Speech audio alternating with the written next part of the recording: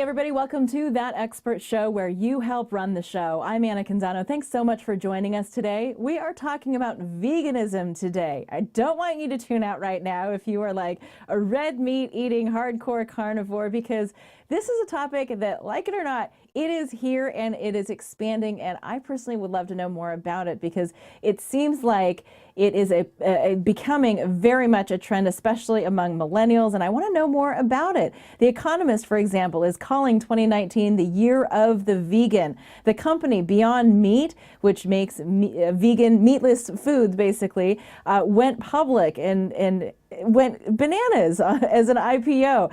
McDonald's and Burger King, national chains like that, are buying in. Have you even tried the McVegan? They're obviously seeing something on the horizon that many of us potentially are not. Millennials 21 to 38 are more likely than older generations to become vegan. 15% of them are reporting that they are eating a plant-based diet. So we've got a great expert lined up. If you've got questions about veganism, tell me your questions right now. We'll answer them live during the show. Our expert today is the founder of Pollution TV and co-founder of the nonprofit Switch for Good. He's one of the leading video producers in the plant-based space. He's made videos for Beyond Meat, So Delicious, Follow Your Heart, Veggie Grill. He's an award-winning director and an aspiring marathon runner. Joining us live from Los Angeles today is Asher Brown. Asher, thanks so much for being with us. Thank you for having me.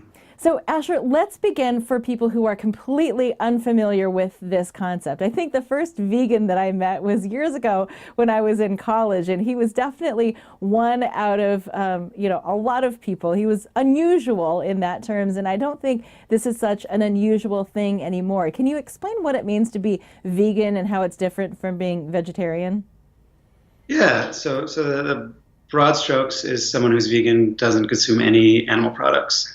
And I think the term vegan has a little bit of charge to it. So a lot of the brands that we work with use the term plant-based, which I think is a little more broader, more accessible. And the idea is that the food that we eat impacts our bodies, it impacts the planet, it impacts animals, and really being conscious about our choices can result in a much healthier, more sustainable food system. Do you actually live longer when you make that personal choice to go plant-based, and is it a healthier option for humans? Yeah, so there was a great book that came out a couple of years ago called Blue Zones, and a National Geographic researcher went around the world and found places where people lived longer, like Okinawa, Japan. There's a community in California, Sardinia in Italy, and these communities were eating primarily plant-based diets with little to no animal products. And there's so much research coming out that bacon is a carcinogen, and hamburgers and dairy are full of hormones and cholesterol. And dropping those things from your diet can help people be healthier, can help people live longer. It's one of the reasons why so many professional athletes are moving to a mostly or wholly plant-based diet, because you'll perform better when you're eating better, because your body is a very complicated machine. That's fascinating, and I think that has to do with your nonprofit, Switch for Good. You feature athletes that are actually switching to a plant-based diet. Yeah. I've found that people listen to athletes in a way they don't listen to doctors or activists or scientists. And when a pro football player like David Carter says, I was lifting more weight when I stopped eating animal products, or Olympic sprinter Malachi Davis said he literally ran faster the next day when he dropped dairy. I think people really understand this, because these athletes, they're looking for any advantage they can, and changing your diet is one of the last big frontiers. Gatorade spends huge amounts of money researching the best water for someone to drink when they're performing. Why shouldn't we spend just as much time thinking about the food we put into our bodies? That makes a lot of sense. And those are definitely strong testimonials from athletes if they're, espousing that kind of lifestyle for other people to take note. One thing that is interesting, we were talking about it as we were getting ready for the show, millennials are buying into this idea of, having a plant-based diet more so than the older generations. But the flip side of that coin is when I go to the grocery store and I look at all of the meat options and the vegan options are more expensive. So how do you square that? Is it more expensive to be a vegan? Yeah, so I think there are a few different points to that question. First of all, a lot of traditional diets have been very heavily plant-based, and if you have the time to cook, beans and rice, pasta, vegetables, all of these things are very low cost, very healthy, nutritious. I do understand that not everybody has the time to do that, and I think that's why some of these new partnerships are so great. You talked about McDonald's, Burger King, places like Veggie Grill, places like Carl's Jr., really offering much faster, more affordable food. And I also think that as more people are buying these plant-based proteins, the cost is going to come down. I think it's important to understand that a lot of this is really cutting-edge technology, and so the first batch is going to be really expensive, but as it gets broader, there'll be a lot of economies of scale.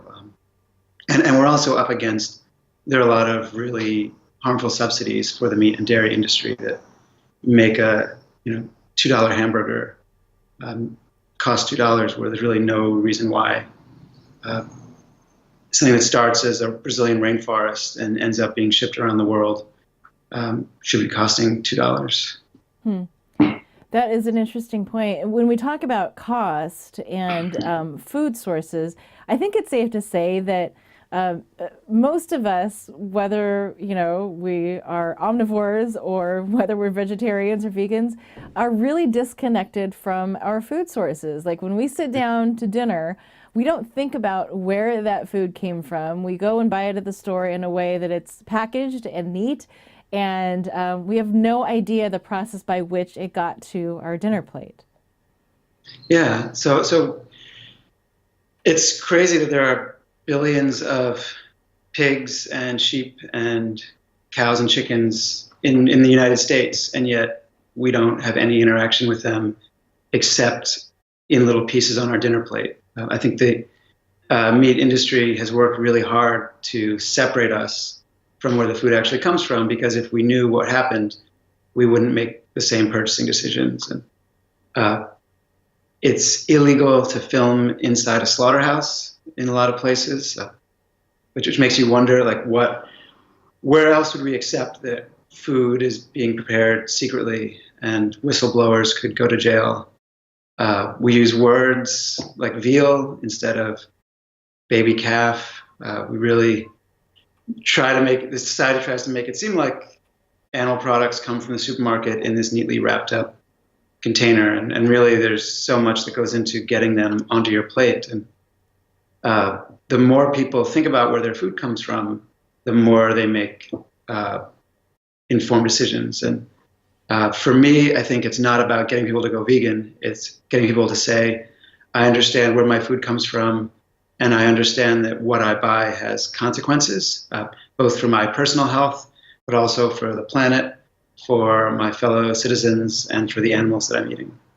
That's interesting, because I think people are gravitating toward that direction. I know for myself, countless conversations, with other parents about whether to buy organic food for your kids, because you want the best for your kids. You want to raise them in a healthy way. And so I think those conversations are starting, where people are thinking more about what is happening with their food and what they're putting in their bodies. Yeah. But maybe, this idea of the plant-based diet is the next step for a lot of people. For somebody who wants to learn more about this, are there documentaries or books that you would recommend watching or reading to get a more in-depth notion of, where your food comes from and understanding the food chain?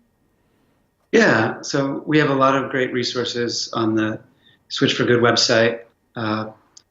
There's a campaign that I worked on recently called $1 Million Vegan, and we traveled around the world with a 12-year-old animal and environmental activist named Genesis Butler, interviewing all kinds of different experts. And I think one of the things that stands out the most for me is that there's so many different factors that are involved in the food system. And if you want to be vegan because you care about animals, there's a lot of really great information on that. If you want to be vegan because you care about the planet, there's a lot of great information on that. I think it's interesting that you mentioned kids. I have a lot of friends who I love who are very, very adamant meat eaters.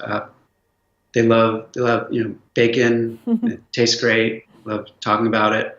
But when they had children, then they said for the first time, I'm going to really pay attention to what I eat and to what I feed them. The World Health Organization labeled bacon a carcinogen.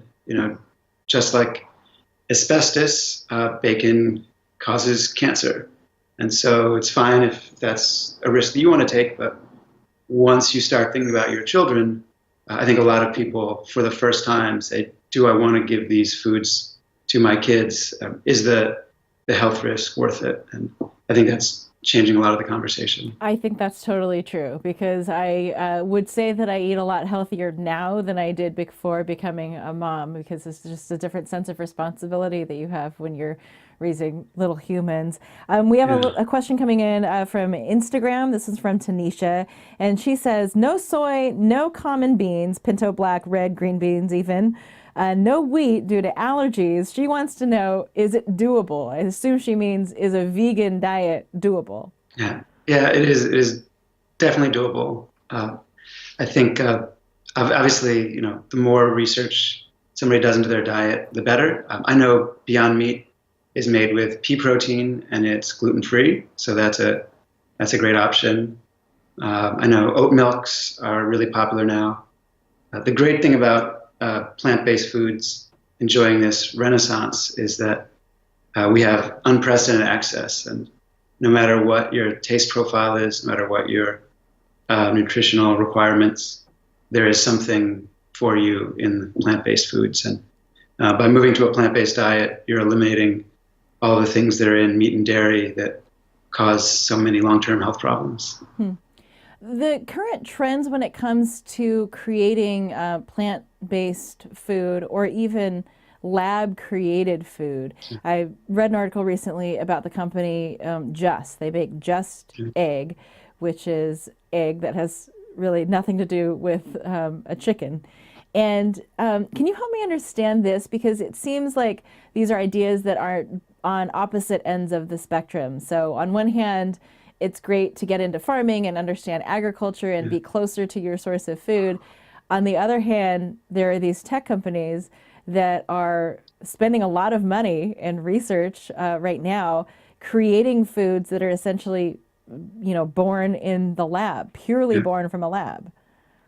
Yeah. So I think what connects everything is this understanding that the more you know about the food system, the more unsustainable it is. We can't eat the way that we eat and expect the planet to survive, expect people to survive.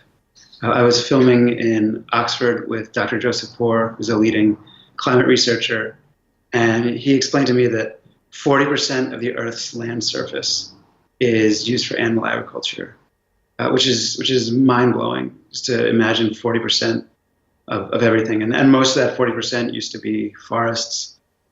So we're not using the land well. And if we want to feed more people in this system, we'd have to clear cut the entire rainforest. And even then, we wouldn't be able to feed everybody. So we have this meat industry and this dairy industry that are doing things the same way they've been doing them for thousands and thousands of years. So it's an industry very ripe for disruption. It's an industry that's making people sick. They're lying to people about the health benefits. They're poisoning the environment. They're hurting communities.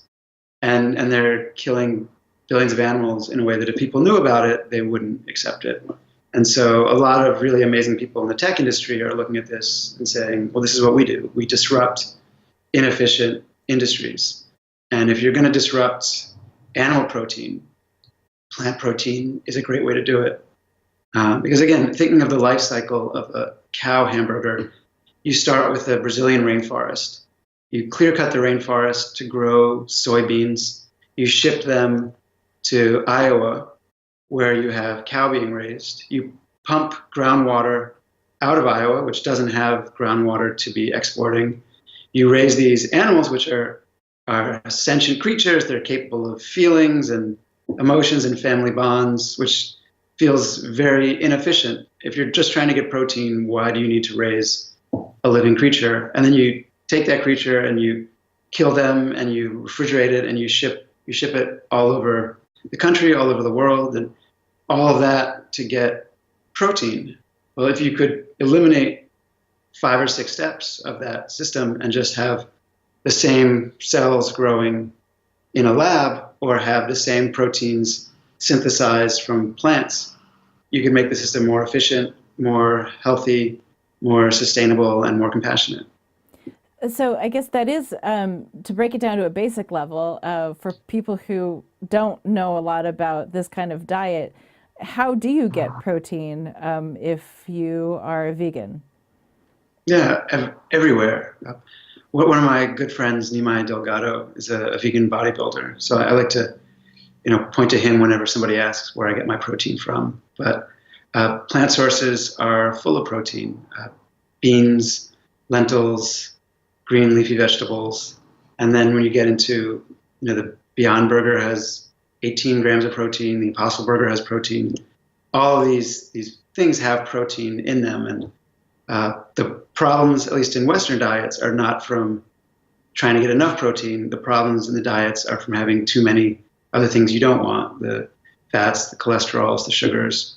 So having a diet that reduces those and features more plants, especially whole food, plant-based diets, will help you live longer and perform better. And focusing on protein is actually, it's a marketing campaign from the meat and dairy industry, but it doesn't really have any connection. And that's why, again, so many athletes who would eat whatever they need to eat to perform, because a tiny difference in performance can mean the difference between not making the Olympic team and winning a medal.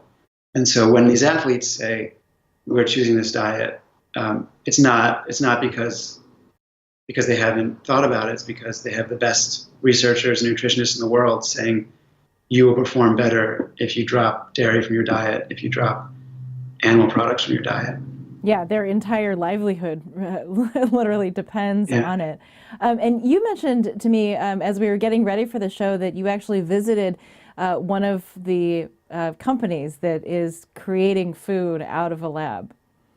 Yeah. I was just up at in San Francisco meeting with Wild Earth Foods, who's a company that we've been talking to, and they have these giant vats of protein. They're synthesizing protein, and it's incredibly efficient. The raw materials go in, and the food comes out, and it just cuts out all of these inefficient steps in the middle that are causing so much trouble. And so, it feels a little bit science fiction, but I think we need a little bit of science fiction because we're in a spaceship that's on fire. It's a great analogy. So how does the lab-based, food, the lab-created food, square with the people that are concerned about genetically modified organisms in their food? Yeah, well, I think the first thing to talk about is that every organism in the meat and dairy industry has been incredibly genetically modified. If you look at chickens, for example, 40 years ago, chickens were small. Like when you close your eyes and imagine a chicken, that's what they were like. And through really intensive genetically modifying breeding programs, companies like Tyson have created these roaster chickens that can't stand up. And you visit animal sanctuaries, and these chickens and these pigs and these cows have been bred to get as fat as they can, as quickly as they can. They're not bred to be healthy.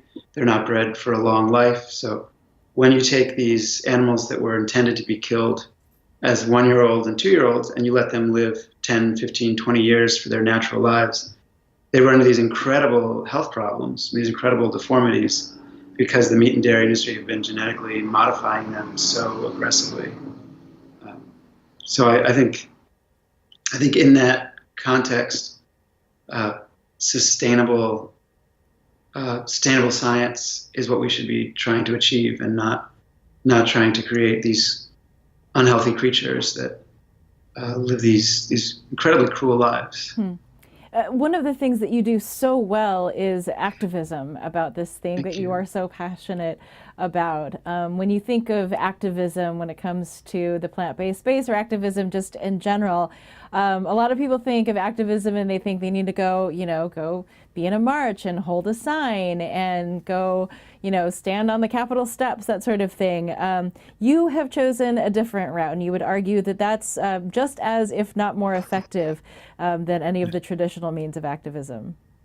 Yeah, I think so. So my company works with brands, we work with influencers, we work with nonprofits to build communities around activism and to really redefine what it means to be an activist.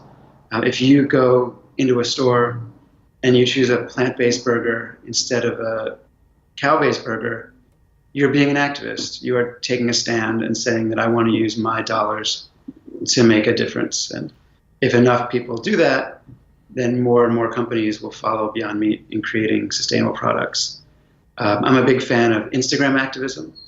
I think it takes something that's really difficult, which is caring about the world, and makes it really fun and easy to consume. If you make a sandwich and take a picture of it and hashtag this is a plant-based sandwich, you are being an activist. You're normalizing what plant-based looks like. You're showing people that everybody can be plant-based, not just people who look a certain way or live in a certain place or are part of a certain group.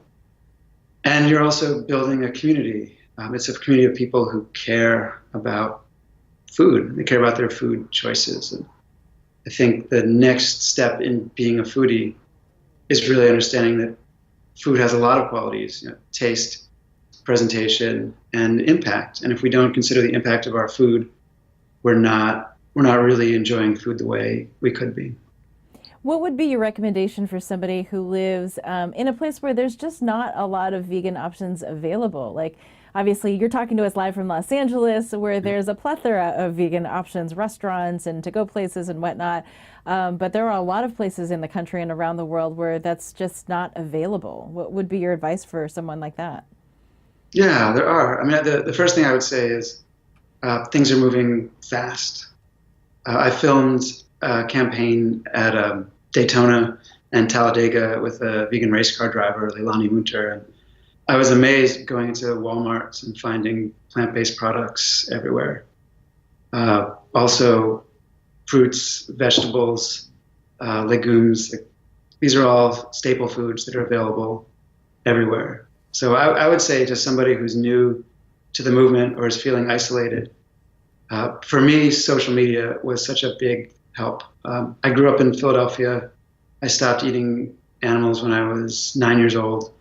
And I was the only person that I knew who was doing that. And I felt incredibly isolated and alone.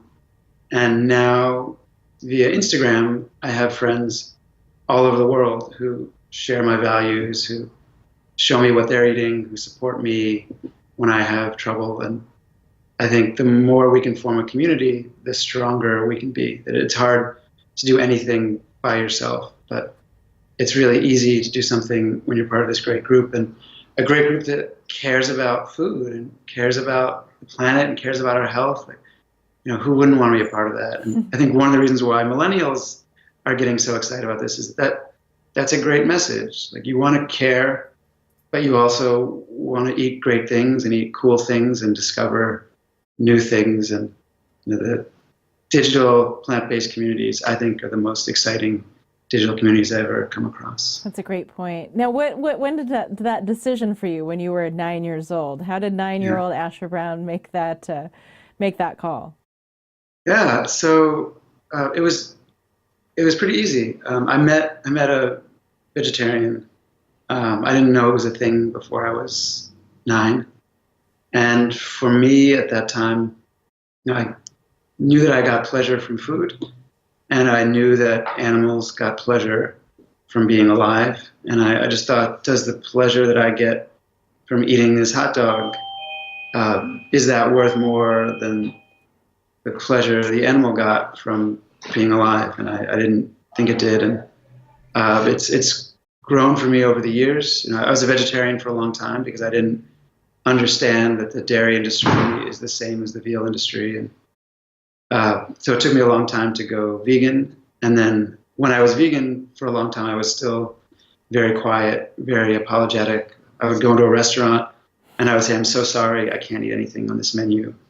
And it's only been, for me, in the last 5 or 6 years, working with vegan companies, working with plant-based influencers, that I've really found my voice and realized that the best thing that I can do to help our planet is to stand up and say, this is what I eat, this is why I eat it, and if anybody has any questions, I'm here to talk. Yeah, there's no sense in being a closet vegan if getting your voice out there is actually what furthers the movement and helps encourage other people to take on the same cause. Any closing thoughts? I just want to thank you for having me on here. I think there's this idea that veganism is a fringe movement, that you have to be 100% something in order to be part of it. And I don't think that at all. I think that anybody who cares about their food is on my team. What we eat has consequences. It impacts our bodies, it impacts our planet, it impacts animals and people around us. And just being able to have this conversation feels so wonderful. I appreciate it. And last question, do people try to get you to eat meat? So sometimes I've definitely had people offer me, a lot of money to eat something, and I think any engagement is good. I want someone to think about it. What I do, to me, doesn't feel very weird, but back when I first did it, it felt like I was breaking every rule in the book. And I think the more I can help people understand that this is a journey, and just by having the conversation, you've started it, I think the better off everyone will be. Fascinating stuff. Well, you've opened my eyes and given me a lot to think about. We'll be creating a tip sheet based on this episode and some of the resources that you mentioned if people want to learn more. But thanks so much for enlightening us, and thanks for this time. Thank you. Thank you for having me. Thank you, everyone, for watching. And thank you for joining us for this expert show. Boy, learned a lot. Wasn't too familiar about this world, but definitely want to look more into it. As I mentioned, I'll create a tip sheet for you based on the information that Asher shared. And you can always connect with us on social media. I am on Facebook at Anna Canzano. I'm on Twitter and Instagram at That Expert Show. And holler us on those if you have some ideas for future shows or future experts that you want us to talk about. You can also catch us after the fact on YouTube and also listen to us as a podcast. We put this content back out to you on Apple iTunes, Google Play, Stitcher, Spotify, all the places where people listen to podcasts, and check out thatexpertshow.com for previous shows and tip sheets as well. Thanks for being along for the ride. Thanks for your input. Your input is really what makes this show work. I like that it's a two-way street and a conversation about the things that we collectively want to learn about. It's That Expert Show, where you help run the show.